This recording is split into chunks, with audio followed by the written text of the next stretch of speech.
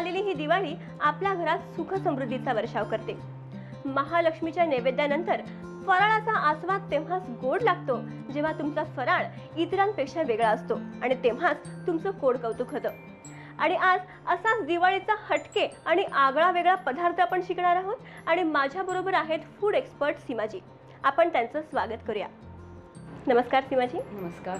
मी मराठीच्या दिवाळी विशेष food and mood show मध्ये तुमचं खूप खूप स्वागत। आपण दिवाळीसाठीचा आगळा वेगळा पदार्थ म्हणजे फराळाचा आगळा वेगळा पदार्थ शिकतोय, तर सगळ्यात आधी तुम्ही काय दाखवणार आहात? आता मी दाखवणार आहे की आपण सहसा हे सगळं विकत आणतो, म्हणजे काजू, खारे काजू आहेत, मसाला काजू आहेत किंवा खारे शेंगदाणे, मसाला शेंगदाणे आपण विकत आणतो, ते आपण घरी करू शकतो। अच्छा। आणि त्याला काहीही म्हणजे मोठं जास्त सायास लागत नाही, काही त्रास नाहीये, फक्त थोडंसं जरा मायक्रोवेव्हची त्याला आवश्यकता आहे। हां, बाकी बाहेर सारखे खूप सुंदर आणि छान क्रंची, तेवढेच क्रिस्पी आणि स्पायसी मसाला काजू आणि मसाले शेंगदाणे आपण बघणार आहोत, जे आपण मायक्रोवेव्ह मध्ये करणार आहोत। तर त्यासाठी काय साहित्य लागेल?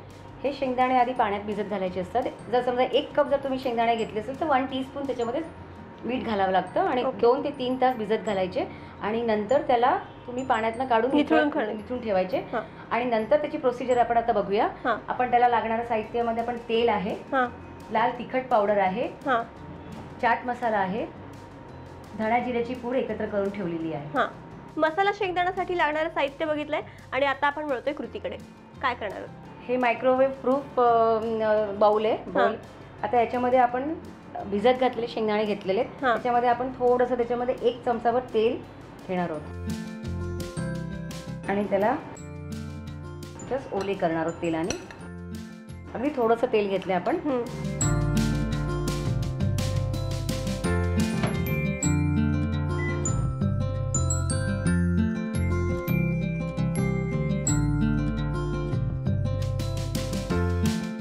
आता आपण याच्यामध्ये लाल तिखट पावडर टाकणार आहोत, चाट मसाला आहे, हा चाट मसाला टाकणार आहोत, धणे आणि जिऱ्याची पूड ही आपण त्याच्यात टाकणार आहोत। ओके।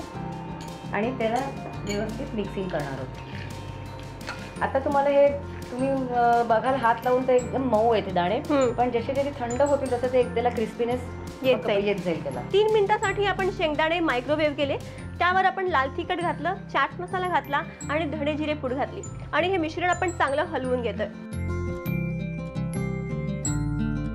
आता आपण हे मिक्स करून झालेलं आहे, सीझनिंग करून झालेलं आहे। आता आपण हे सर्विंग प्लेटमध्ये टाकूया। आता गार झाल्यावर आपण खाऊ शकतो। चटपटीत मसालेदार आपले मसाला शेंगदाणे रेडी आहेत। याच पद्धतीने आपण मसाले काजू सुद्धा बनवू शकतो आणि आता आपण मसाला काजू शिकवणार आहोत आणि आपल्याला शिकवत आहेत सीमाजी। आपण ज्याप्रमाणे शेंगदाणे शिकलो, मसाले शेंगदाणे, त्याप्रमाणे आपण मसाला काजू करू शकतो, पण आपण आता खारे काजू करतोय कारण की ते जास्त पॉप्युलर आहेत। पण मी त्याची पद्धत तुम्हाला नक्की सांगते। काजू आहेत, त्यासाठी लागणारं तूप आहे, 1 चमचा तूप घेतलेलं आहे, थोडंसं मीठ घेतलेलं आहे आणि थोडंसं पिठी साखर घेतलेली आहे। आपण आता हे पसरट प्लेट घ्यायची आपल्याला काचेची, कारण आपण मायक्रोवेव्ह करणार आहोत। तर आपण त्याच्यामध्ये हे काजू आपण घालतोय, त्याच्यामध्ये आपल्याला हे साजूक तूप त्याच्यामध्ये 1 चमचा घेतलेला आहे, पण त्याच्यात थोडंसं आपण काजूला जितका ओलावा लागेल थोडंच पाहिजे आपल्याला। आपण हे हलवून घेऊया असं 3 ते 3.5 मिनिटं। जसे आपण तूप नसेल तर आपण तेलाचा वापर करू शकतो। तुपातच करायचं हे। ओके, साजूक तुपात करायचं। आपण इथे नुसतंच मीठ वापरतोय, पण आपण चाट मसाला सुद्धा चवीसाठी वापरू शकतो। आपण आता सध्या खारे काजूमध्ये मीठ आणि साखर घालतोय। अच्छा। आणि जर तुम्हाला मसाले काजू करायचे असतील आपल्याला तर त्याच्यामध्ये फक्त चाट मसाला घातला तरी चालतो। अच्छा। आपण हे मायक्रोवेव्ह मध्ये 3.5 मिनिटं 100% पॉवरवर करणार आहोत। ओके।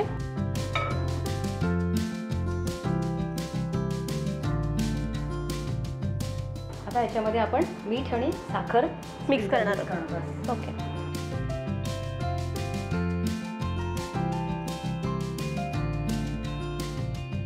आता हलवूया आणि तुम्ही जर तुम्हाला हात लावाल तर तुम्हाला एकदम मऊ वाटतील काजू, पण जसे जसे थंड होतील तसं ते एकदम क्रिस्पी क्रंची होते।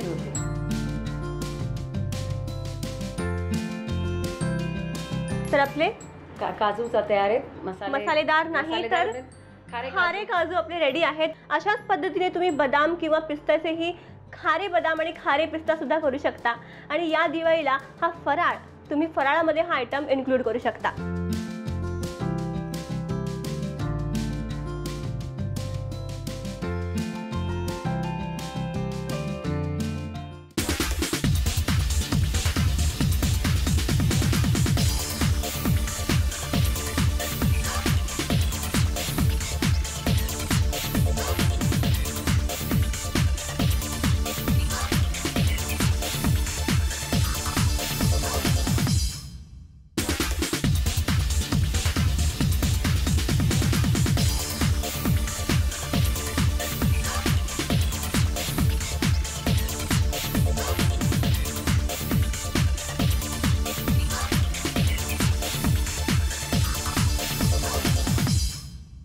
दिवाळीची सजावट म्हटलं की आनंदाला आणि उत्साहाला उधाण येतं.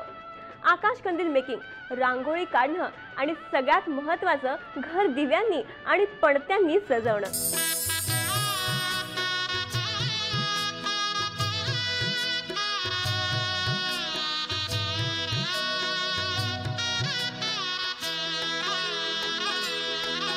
आज बाजारात अनेक प्रकारच्या पणत्या मिळतात.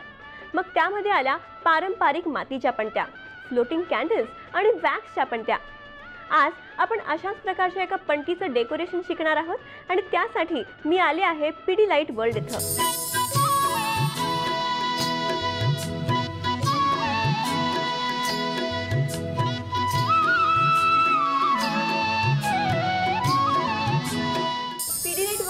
माझ्याबरोबर आहे अनुजा, जी आता आपल्याला एका पणतीचं डेकोरेशन कसं करायचं ते दाखवणार आहे. आपण तिचं स्वागत करूया. हाय अनुजा. हाय प्राची. बाजारात आपल्याला वेगवेगळ्या प्रकारच्या पणत्या मिळतातच. त्याच्याचपैकी मी ही एक रॉ पणती आणलेली आहे. त्याचं डेकोरेशन घरच्या घरी कसं करायचं ना हे मी आज दाखवणार आहे. ह्याच्यासाठी आपण वापरणार टॅल्कम पावडर, स्पॉन्ज, एक रॉ पणती, Fevicryl nonsticky Shilpkar, Fevicryl pearl colours white, pink, green, Fevicryl no stitch fabric glue, हे सिल्वर ऑर्नामेंटल स्टोन्स जे आपल्याला बाजारात मिळतात ते, no spill pot, brushes, palette आणि ही एक स्टिक आहे वुडन स्टिक, ही आपल्याला स्टोन स्टिक करायला लागेल. प्राची, आता ही जी मी पणती घेतलेली आहे ती आपण कलर करूया. तर सर्वात पहिले आपण ह्याला ग्रीन कलर करूया. तर त्याच्यासाठी मी हा ग्रीन कलर आहे तो या पॅलेटमध्ये काढणार आहे.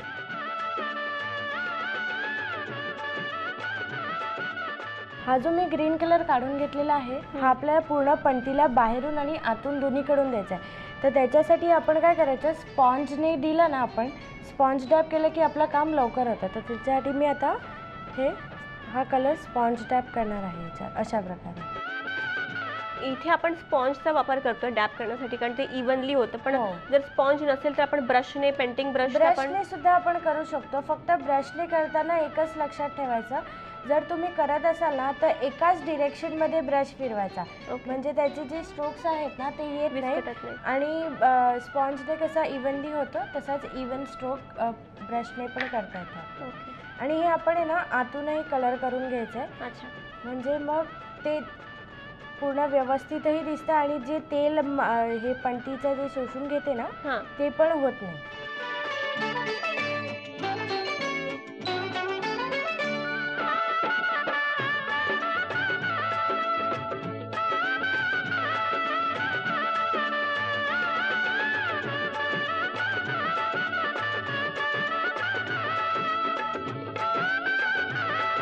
पाकळ्या बनवण्यासाठी आपण फेविक्रिल नॉनस्टिकी शिल्पकार वापरणार आहे. ह्याच्यामध्ये 2 भाग असतात, रेझिन बेस आणि हार्डनर. तर हे 2 एकत्र व्यवस्थित मिक्स केले की हा असा गोळा तयार होतो. आणि ह्याच्या साहाय्याने आपण ह्याच्या पाकळ्या बनवणार आहोत, किंवा ह्याच्या साहाय्याने तुम्ही कॉईलने वेगवेगळ्या डिझाईन बनवू शकता, किंवा तुम्ही अशा प्रकारे भरपूर काही करू शकता. तर मग मी दाखवते त्या पाकळ्या कशा बनवतात. हे अशा पाकळ्यांसाठी लागणारे असे छोटे छोटे एकसारखे गोल तयार करून घ्यायचे आणि मग आपण त्याच्या पाकळ्या बनवायच्या. ह्या पाकळ्या बनवण्यासाठी आपण काय करायचं, हा गोल बनवून झाला ना की अंगठ्यामध्ये आणि पहिल्या बोटामध्ये करून हे थोडं दाबायचं आणि त्याच्यानंतर खालच्या साईडने त्याला असं थोडंसं निमुळतं करायचं, म्हणजे हा पाकळीचा आपला शेप तयार झाला.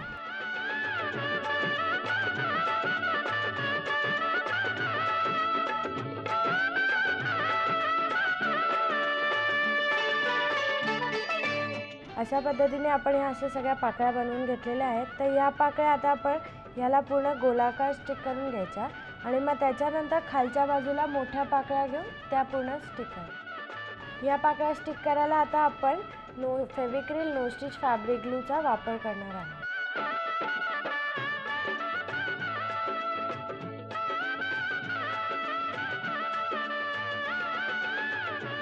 आता हे फॅब्रिक ग्लू लावून झालेलं आहे माझं. तर ही जी पाकळी आहे आपण बेंड केलेली, ही आपण ह्याच्यावर फॅब्रिक ग्लूच्या सहाय्याने अशी स्टिक करायची.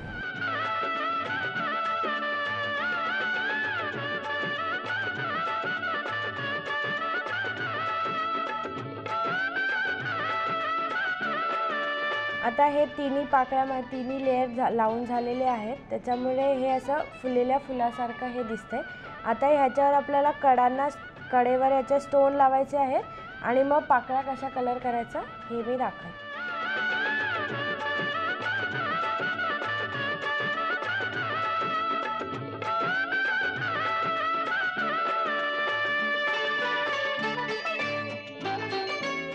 कुठल्या प्रकारचा खडा, कोणता दागिना ह्याला सूट होईल किंवा इतर कुठलं डेकोरेटिव्ह मटेरियल ह्याच्यावरती सूट होईल ते तुम्ही वापरू शकता तुमच्या आवडीप्रमाणे.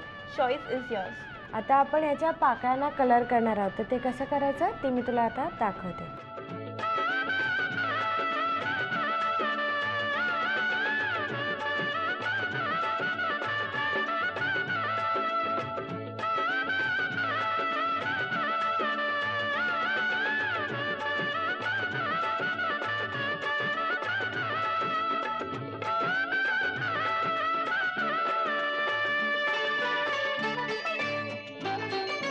आपण पणतीभोवती शिल्पकारने 3 पाकळ्यांच्या लेअर तयार केल्या. त्यातल्या 2 लेयर्स आपण रंगवल्या आहेत.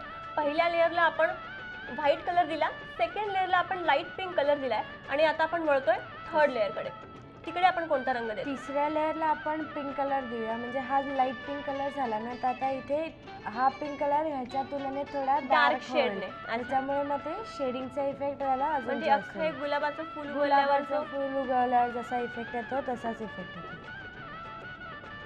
फक्त या पाकळ्यांना कलर करण्यासाठी ना थोडीशी काळजी घ्यावी लागते, कारण या थोड्या आतमध्ये आहेत ना, तर कलर चुकून वरच्या पाकळीला सुद्धा लागू शकतो. तर कलर करताना थोडीशी काळजी घ्यावी लागते आपल्याला.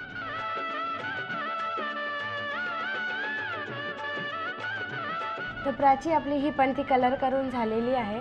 तर ह्या पणतीमध्ये आपण टी लाईटही ठेवू शकतो किंवा मग जर आपल्याला हवं असेल तर थोडं पाणी घालून आपण फ्लोटिंग कॅन्डलही ठेवू शकतो ह्याच्यात. त्याच्यामुळे याचा एक जो लुक असतो तो अजून जास्त छान दिसतो आणि छान दिसतं. तर अशा पद्धतीने तुम्ही घरच्या घरी पर्ल्स, ऑर्नामेंटल स्टोन्स आणि रंगांचा वापर करून पणती सजवू शकता.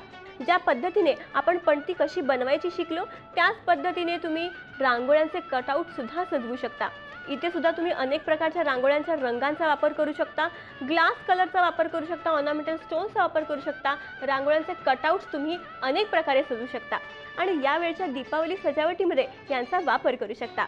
तुम्हा सर्वांना दीपावलीच्या हार्दिक शुभेच्छा.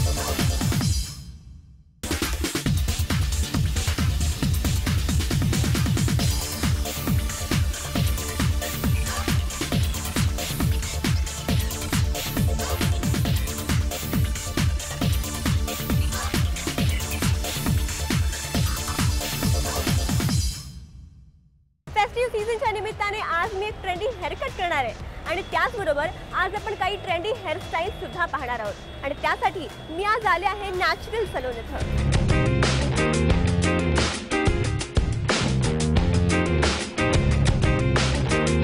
सण दीपोत्सवाचा, मांगल्याचा, आनंदाचा आणि हाच आपला आनंद द्विगुणित होतो तो आपल्या उत्साही आणि आकर्षक व्यक्तिमत्वामुळे.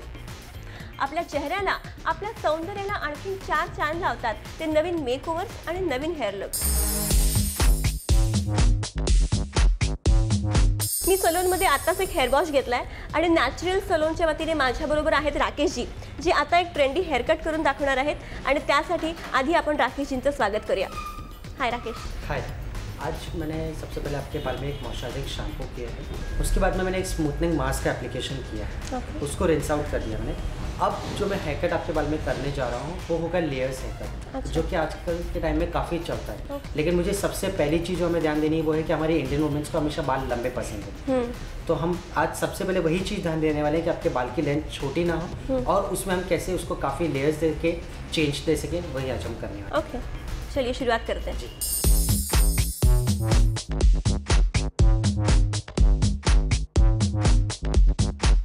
स्टेप्स की तरह बहुत ज़्यादा बड़े कर्ल्स या हॉट रोलर्स कर्ल्स जैसे नहीं दिखते हैं. क्यूट सॉफ्ट स्मूथ कर्ल्स जिसको हम बोलते हैं, नेचुरल जिसको बोलते हैं, वो वैसा लुक आता है उसमें आपका.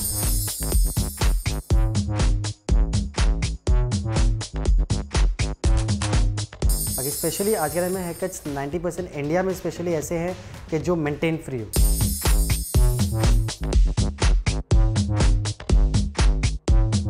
तुम्ही बघू शकता मी आता एक हेअर कट करून रेडी आहे, ज्याला आपण लेअर कट विथ व्हेरिएशन असं नाव दिले.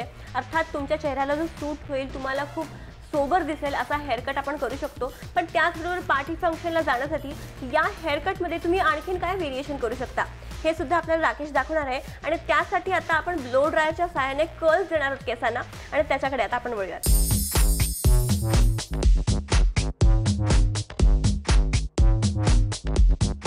मगाशी आपण एक हेअर कट केला तर त्याच्यामध्ये लेअर होतं, त्याच्यामध्ये काही व्हेरिएशन सुद्धा होते आणि आपण समोर एक फॉल दिला. त्या फॉलला आता आपण एक बाउन्स दिलाय आणि बाउन्स देऊन स्ट्रॉंग मशीनचा वापर न करता फक्त ब्लो ड्राय आणि ब्रशचा वापर करून आपण त्याला कर्ल्स सुद्धा दिलेत. आणि हे कर्ल्स जे आहेत ते आउटवर्ड कर्ल्स आहेत. आणि आता या कर्ल्सना आपण ओपन करून एक नवीन लुक देणार आहोत. इसमें भी आप 2 लुक्स दे सकते हैं, ये 2 से ज़्यादा दे सकते हैं. जैसे कि अगर आपको लगता है कि आपको दोनों साइड में हेयर्स रखना अपने अच्छा लगता है तो आप इस तरीके से इसको ओपन करके इस तरह से रख सकते हैं. अगर आप साड़ीज़ वगैरह पहने, जैसे कि आपने बोला कि साड़ीज़ पे भी इंडियंस काफ़ी लेडीज़ को पसंद है, तो साड़ीज़ पे भी आप इस तरीके से इसको वन साइडेड रख के हल्का सा एक पिन अप इन साइड में आप कर सकते हैं ताकि वो पिन दिखे ना, और इस तरीके से आप रख सकते हैं. और उन्हें कुछ उसमें लुक क्रिएट करना है तो आप इसको सिर्फ हल्का सा अपना जो हेयर लाइन जिसको हम बोलते हैं वो अपना हेयर लाइन लेके आप अपना और इतना उसको बांध के और हल्का सा फ्रंट में आप इसको छोड़ सकती हैं. और अगर आपको लगता है कि आपने स्टाइल तो कर लिया लेकिन आपको जाना शाम को या रात को है, तो आप इसको बिना ओपन किए हल्का सा इसको राउंड करके ओपन करके और यहाँ पे आप नेट लगा दीजिए और नेट लगा के उसको पूरा दिन छोड़ दीजिए. जैसे आपको शाम को निकलना है या बाहर निकलना है, नेट ओपन किया, हल्का सा फ्रंट में किया, छोड़ दिया, या फिर आपने वन साइड किया, छोड़ दिया.